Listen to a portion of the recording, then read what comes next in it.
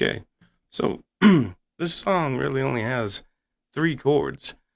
I'm throwing in some substitution chords, and then there's three different rhythms also. So for the intro, uh, I was playing the substitution chords, but let's look at the main chords. So the main chords, if you're just gonna play one thing, here's F. And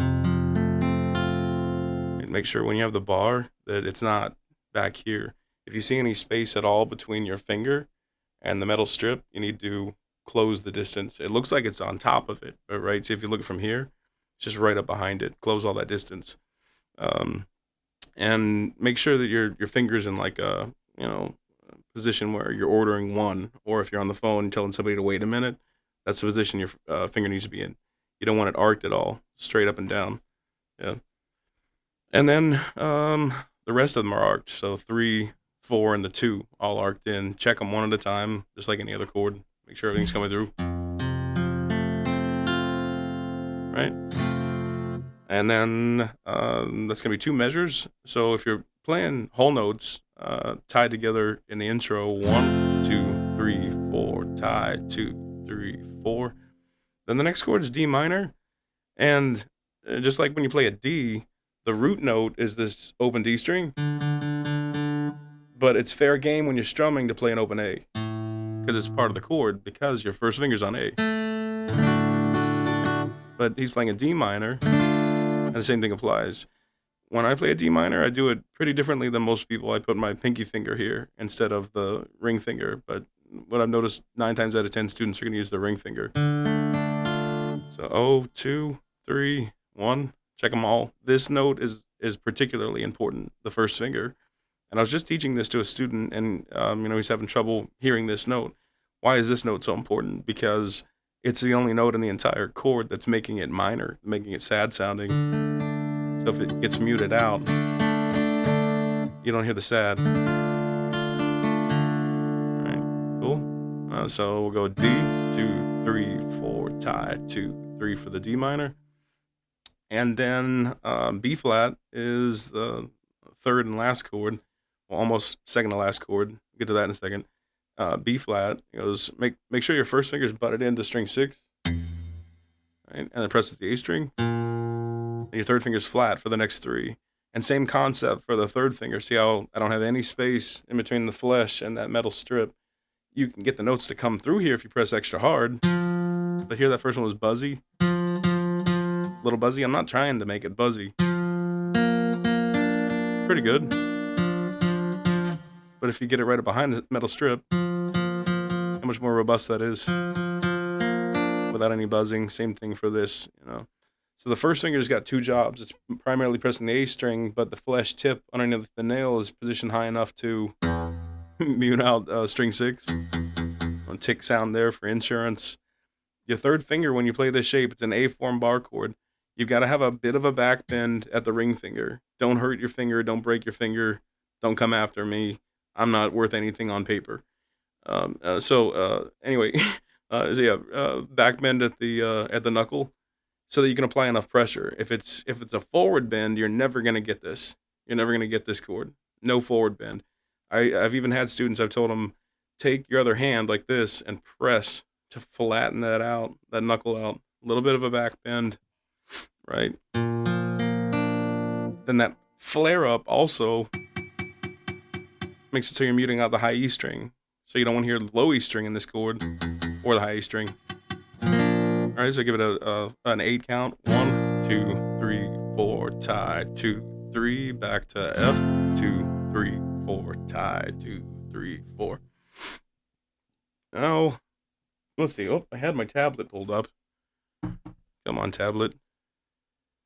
Oh, jeez. One note decided to go to sleep on us. But let's take a look at the chart. Okay, so intro, you could do another rhythm instead of doing those ties. You could do a little bit of a busier rhythm, which would be 1, 2, and 4. See, in the second measure, there's just those diagonal dashes, those hash marks, telling us just do the same thing again. So F again. Let's look at that slow. 1, 2, and 4. Let me see if I can. Yeah, let me bring in the pick cam. You can see a little bit of strumming happening with this. So the bass note, just string 6, and then down, up, down, 1, 2, and 4.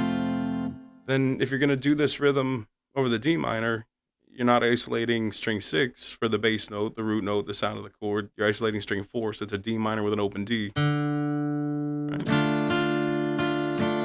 Open D again. And then to the B flat, it's finger 1 fret 1, bass note.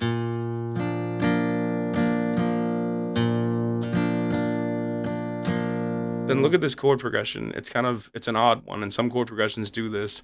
When I first saw chord progressions like this, it threw me off, where it's the first chord and the last chord are both the same chord.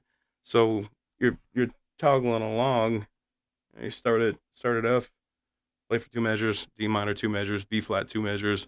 Then the final chord is the same as the first chord. So when you get here to the repeat, to wrap back around to the beginning, it can be a little confusing. It's like, wait, how long have I been on F? I know I'm restarting. You can end up skipping measures or whatever. So, but it stays on F when it repeats. Let's look at that again. That same rhythm, bass, down, up, down. But let's look at it a little more close up. So from F.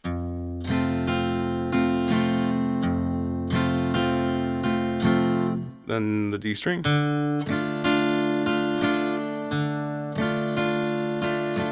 A string for the B flat.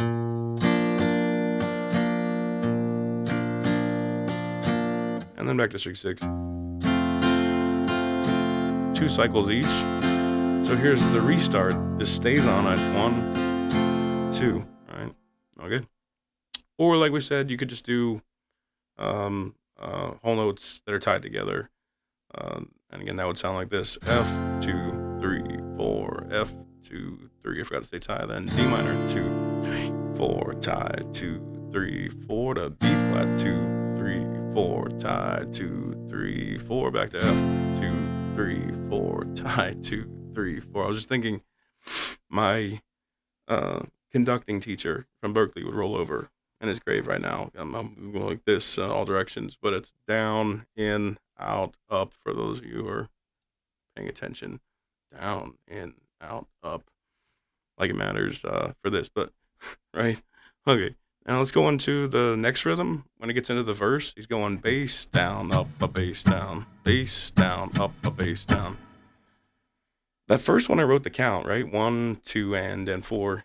This is some kind of 16th note rhythm count, and I was telling my last student, if I sat here for a second, I could say exactly what the count is, but honestly, it doesn't matter what the count is. All that matters is that you can say bass, down, up, bass, down. Something like 1, 2, and 3, some odd 3E or something. Doesn't matter. If you can say it in time, then you can get it to come through your strum hand, right? So bass, down, up, bass, down, or try tapping it. Bass, down, up, bass, down, bass, down, up, bass, down, bass, down, up, bass, down, bass, down, up, bass, down. I gave you 4 measures on that because you should be able to tap that. If you can't tap that, like I said, you have little to no chance of it coming through your strum hand, right? So over the F sounds, D minor,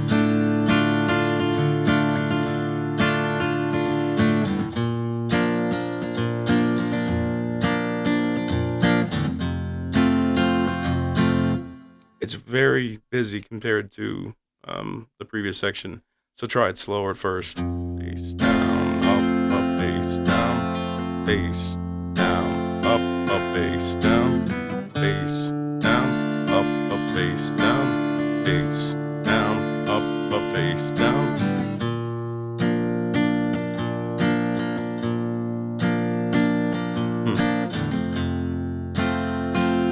See, I was cheating on that B flat. Over time, you'll see players kind of like this instead of playing 1 3 3 3. It wasn't until years and years that I found myself it's really out of laziness to go with the pinky finger as a bar. It's harder to do at first, but then it becomes a laziness factor. So you might see some people doing that. So okay, then the rhythm for the chorus, you can do just quarter notes. F 2 3 4, tie 2 3 4. said tie, but it's just over the bar line. Or you can hit the bass note in between. For the particular arrangement, really the quarter notes work better. The bass is sort of an optional thing.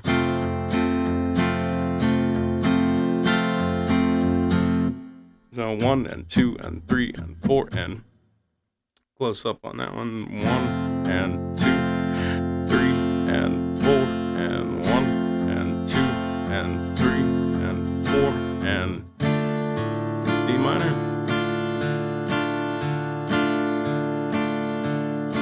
On D minor, it's a little harder. You might have noticed I made a mistake. I hit an A there for a second. But it's easy to tag just the bass note when it's string 6. It's a little harder to isolate that center string, the fourth one, third one down, and then the A string. The other thing I'm doing here to help me out is I've got what's called a spot. I've got my middle finger tethered to the high E string.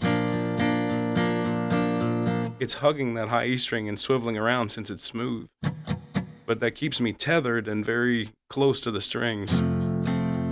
Or if I'm here like on the F, I'm using a spot also. I'm not using the strings as a spot. You can't see it. It's hidden away, but I'm using my pinky finger. It's sliding around on the guitar here. Keeping that tether, just, again, that's what it does. It keeps you tethered to the area so you're not all over the place. It's completely optional. If it feels like uncomfortable, don't do it. It's sort of like if you were feeling around in the dark, you can't see anything, and you're sort of smothering the guitar. That's why I have smudges all over the place. Actually, it's because I need to change my strings and polish the guitar. But okay, so those are the different rhythms. Again, let's look at all 4 of them. The first one's not written. Was just ties. F 2 3 4 tie 2 3 4 to D. 3 4 tie 2 3, then B flat and tie 2 3 back to F. 2 3 4 tie 2 3 4. Then the alternate rhythm for the intro: bass down up. What is it again? Bass down up up down. All right, I'm not gonna go through all of them. And then the verse rhythm: bass down up up bass down.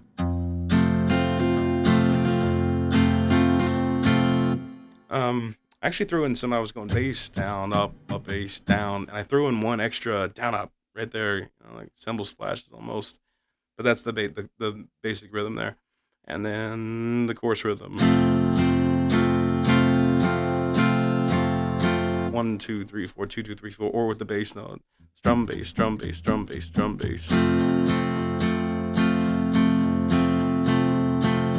Cool. Now here's the extra bonus part, if you made it this far, is when I was playing in the beginning, I wasn't playing just these chords. I was playing substitution chords. So instead of just an F, I was playing an F at 9, and then mixing it up as an embellishment by bringing the second finger back in here on the 3rd string to make it F again. So I was doing this thing.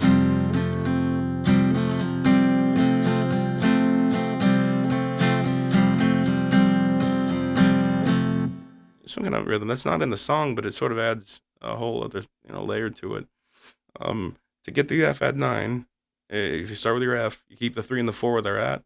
Everything else comes off. The first finger drops down to the B string, and then try playing just that. So go with the 3rd finger and then pinky finger that's on a C and an F note. Then there should be an open G underneath that. That's why we're holding this so oddly in the first place. 3, 4, and then the open G. And then the 1, that first finger. Then here's the maybe tricky part for a lot of people is wrap your thumb and squeeze fret 1 for the bass note. Then add the second finger. I was doing some kind of rhythm.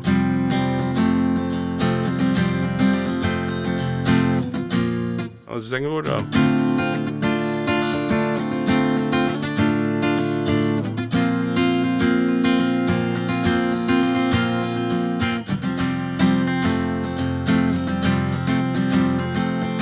So F, and then F at 9, and then F. As a substitution for the D minor, said, most people play with a ring finger. I play with a pinky. You can do a D minor 7. So it's second finger and the first finger's flat.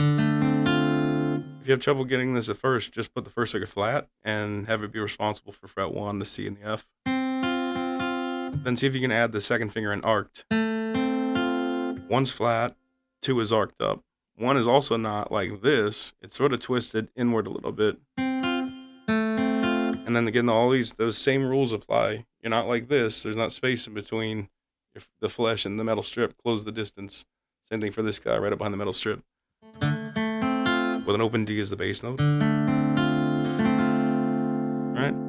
I was using an embellishment there. I was playing D minor 7, and then I was also adding the pinky back in for regular D minor. Cool. D minor 7 though will be just fine.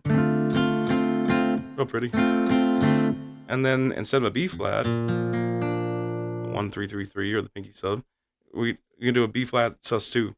So it looks just like your F, only ditch the second finger, right? And then take the entire thing down. So the first finger's butted into string 6, keeping it quiet. And you hear the rest, 1 3 4. Then the rest is barred. Real pretty, yeah. And then, so the original would have sounded like this, F. The D minor. B flat. Back to F. But now we've got the F add 9 intermingling with the regular F again.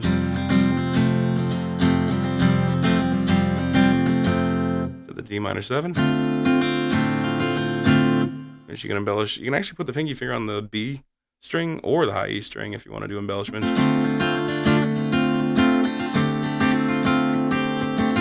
And then to the B sus4, B flat sus4.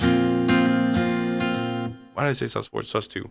Makes a difference. If you ever hear somebody say it's a sus chord, they don't know what they're talking about. There's 2 different kinds. There's suspension 2, suspension 4, and it matters musically quite a bit. So anyway, B flat sus2.